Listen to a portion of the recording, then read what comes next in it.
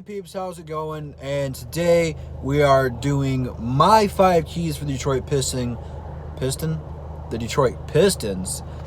going into the 2019-2020 season.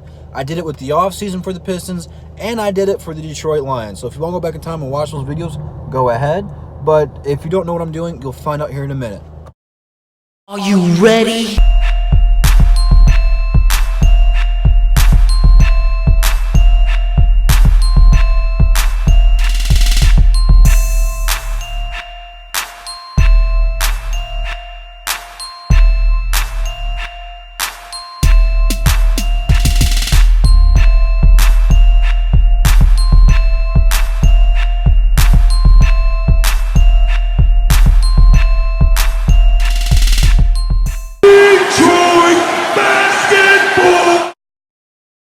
I think I've put this one number one every time because it's so true.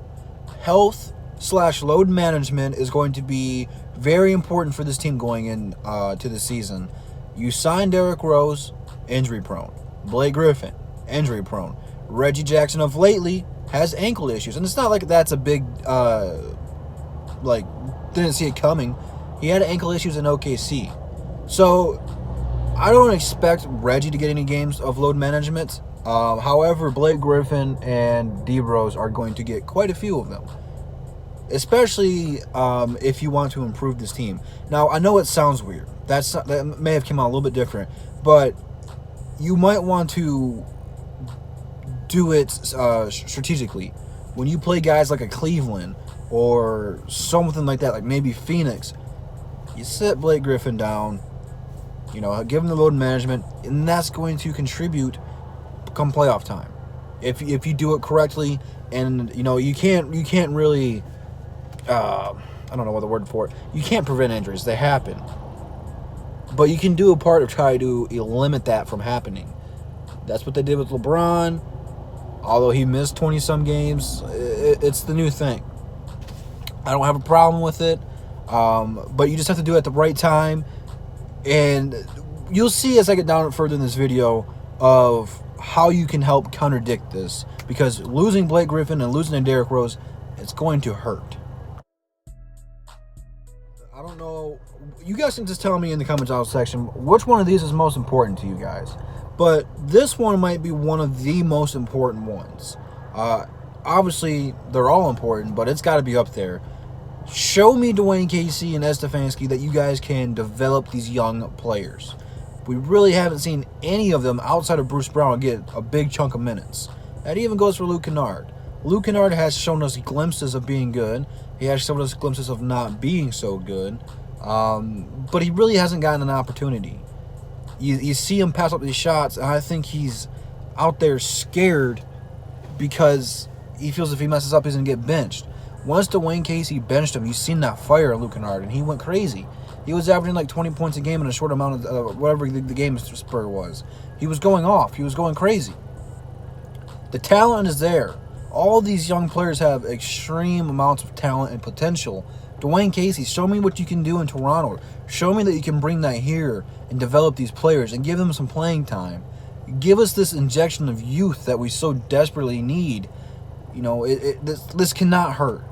Either it's a sink or swim, a nut up or shut up kind of a move. There are players like Sekou that you don't need to throw into the fire right away. Some of these guys are going to be building blocks. They're going to take time, but more than likely a half of them are ready to play right now, and they can still get better. I'm not saying just because they're going to start that they're going to be done improving. That would make no sense. Some guys aren't necessarily ready for the NBA yet. It takes time to adjust. I get that, but some of them are ready to play right now. Closing out games is huge, obviously. Offensively and defensively, the Pistons struggled to close out games last season. Not having perimeter defenders, hence why we got Tony Snell. Andre Drummond was really the only rim protector that we had, so when you just let guards walk to the hoop, they got Drummond in foul trouble, so he couldn't be there late in those games. I think the Pistons did a great job bringing in Markieff Morris and Tony Snell for the defensive purposes. Now, both those are good 3-and-D players, good leaders. It's going to be entertaining to watch this. But those are only two people. a team defense isn't built off of one guy. Even though the going to work Pistons were really centered around Big Ben defensively, those guys had the drive and the want to be a great defensive team. And guess what? They're one of the best defensive team of all time. It's a mindset. So one of those guys can help establish that mindset and really get the team going defensively. Offensively, they're going to need some work. Blake Griffin's going to be having the ball in his hands, but I think Derrick Rose coming over was huge for that, to give him another option. So I think the Pistons did a good job trying to fill this void, and it's gonna come. You'll see it come to fruition when the playoff race really starts getting heated up, because we were in the 6th seed at one point in time and we fell to the 8th seed, and it's because we didn't close out games, got off to bad starts, had to do a comeback. These players that we have added should help eliminate some of that problem. To further go on what I mean by offensive struggles, it was really Blake or nothing. If Blake wasn't scoring, we had a tough time scoring. Everyone's standing still. They did, eventually when we got Wayne Ellington, they did that high pick and roll for him to get a jump shot. But when he wasn't feeling it, we didn't do nothing. No plays were ran for Andre Drummond. Not a single one. 82 games of the regular season, 4 in the playoffs. Not one single play for Andre Drummond. That is absurd. Drummond and Reggie Jackson, and even when Derrick Rose comes in there and plays with the big boys, needs to be incorporated in the pick and roll. The pick and roll is how this team is going to function at its highest. Even with Blake Griffin, Blake adds another element to they can do the pick and pop with Blake. It opens everything up because you have to collapse on Drummond because it's going to be an alley-oop. Both Jackson and D Rose have a mid-range and three-point capability, also can attack the rim. So you have to stop that. Then when they collapse, you have your shooters on the outside, and whoever you want to put out there, Luke Kennard, Shaviv, Tony Snell, Markieff, whoever, Blake Griffin on the other side, it opens up way more. Everyone needs to be moving. I think we have enough playmakers where anyone could go out there and create their own shot, especially seeing what Bruce Brown did in the Summer League. Got that triple-double. I keep saying average. He didn't average. He got a triple-double. He's basically a point guard at the 2 if he does not play point guard. So you have guys who can create different looks offensively and create matchup problems.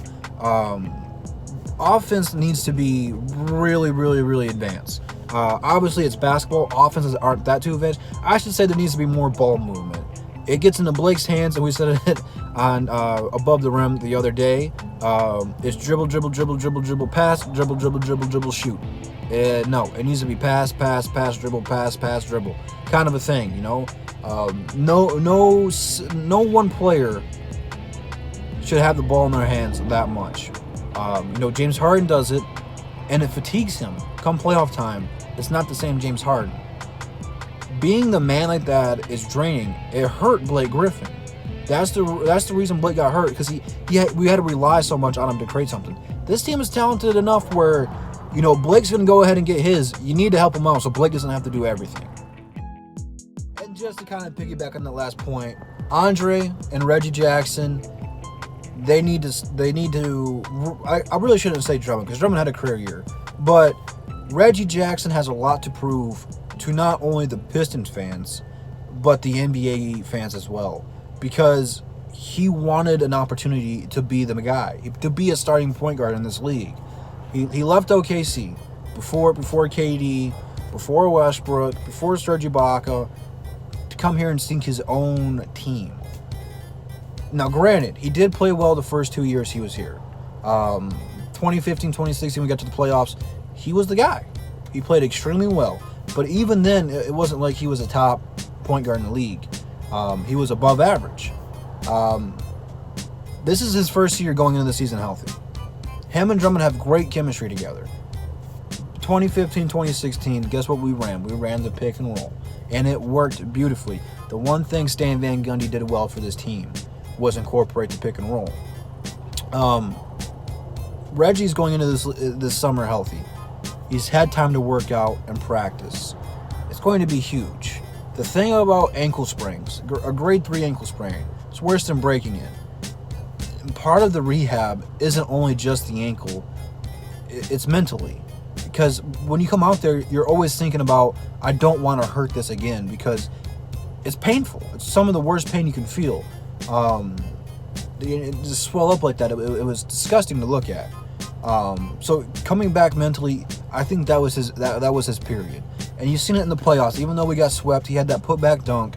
It looks like he's got some more confidence in his athleticism again. And they said that he had the most dunks last season than he did the last 2 years combined. So it appears that he's coming back athletically. That's great. It's time to put it to use and show the world that Reggie Jackson is Mr. Fourth Quarter, that Reggie Jackson deserves to be starting point guard. And if not, the Pistons will trade you at the trade deadline. Even if you are, I just don't see him sticking around this entire season. Whether you like it or not, it is what it is. There are my 5 points for the Detroit Pistons for the 2018-2019 season. Obviously, we still have a long ways to go, depending on when you're watching this, before the NBA season. But it's fun to talk about. I think the Pistons might make a minor move here or there, but I don't think they're going to do anything too groundbreaking. So I think this is going to be our 2018-2019 Detroit Pistons squad. So I'm excited for it. So leave it down in the comments which point was your favorite. If I missed a point, let me know. Instagram and Twitter links in the description. Be sure to check those out. And all DSA members are in the description as well. So be sure to subscribe to all of them. And I will see you peeps tomorrow when the upload streak continues. Peace.